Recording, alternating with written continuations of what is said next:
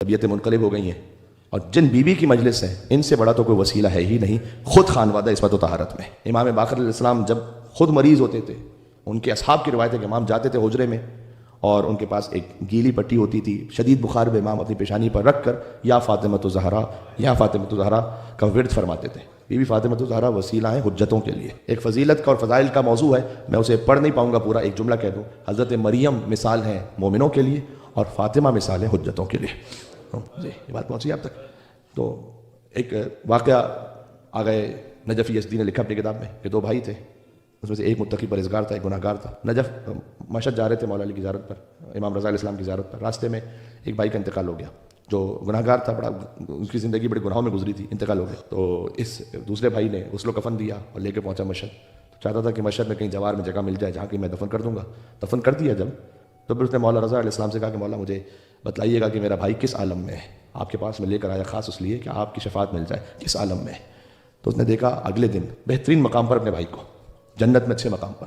اچھا یہ پوری بات سن لیجیے گا تاکہ کوئی غلط فہمی نہ ہو۔ تو کہتا ہے میں نے اپنے بھائی سے پوچھا کہ میرے خیال میں تو تمہیں اس جگہ نہیں ہونا چاہیے جس جگہ تم ہو، یہ اس کیفیت میں کیسے ہو؟ تو کہا کہ بات تو صحیح ہے کہ جب میرا انتقال ہوا تو آگ نے مجھے چاروں طرف سے گھیرا ہوا تھا، بہت سارے حقوق الناس جو غصب کیے، آگ نے مجھے چاروں طرف سے گھیرا ہوا تھا، حقوق اللہ بہت سے ادا نہیں کیے۔ کہتا میں شدید عذاب میں چل رہا تھا، بغیر توبہ کے کوئی جائے گا تو بہرحال یہ عذاب تو ہے۔ پھر کہتے تم نے مجھے غسل کے لیے جب لٹایا نا تو تمہیں پانی لگ رہا تھا، وہ پانی مجھے آگ کی طرح لگ رہا، میرا بدن مزید آگ میں جلنے لگا، اور جب تم مجھے کفن پہنائے تو کفن بھی آگ کا ہو گیا اور میرا بدن مزید آگ میں جلنے لگا، اور جب تابوت میں میرا لاشا ڈالا تو وہ بھی آگ کا ہو گیا، میں پوری طرح سے آگ میں جل رہا تھا، یہاں تک کہ تم مجھے لے کر مشہد مقدس پہنچے مولا رضا کی زری کے سامنے۔ تو جیسے تم مولا رضا کی زری کے احاطے میں داخل ہوئے نا تو آگ بجھ گئی، اور میرے دل میں خیال اور قرار آیا کہ کم از کم میرا عذاب تو ختم ہوا۔ اور میں نے دیکھا کہ زری کے اندر خود بنفس نفیس مولا علی ابن موسیٰ رضا علیہ السلام تشریف فرمائے۔ دیکھیں جو زندہ ہوتا ہے وہ بہت ساری ان کیفیتوں کو نہیں دیکھ پاتا کہ جو مرنے کے بعد انسان دیکھتا ہے، ملائکہ کو دیکھتا ہے، عذاب کے فرشتوں کو بھی دیکھتا ہے، ائمہ علیہ السلام کی بھی زیارت ہوتی ہے۔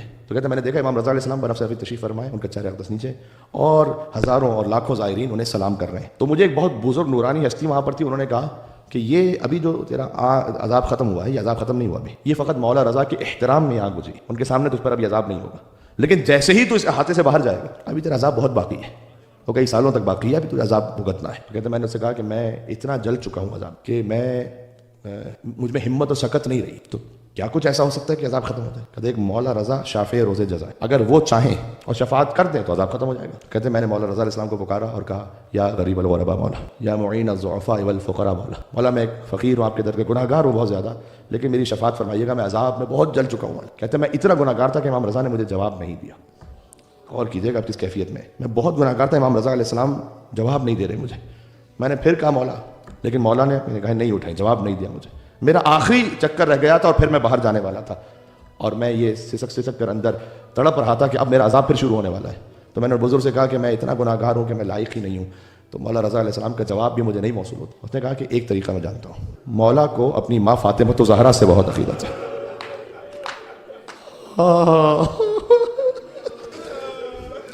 اگر تو ان کے نام سے مولا کو پکار لے تو پھر مولا تجھے رد نہیں فرمائیں گے۔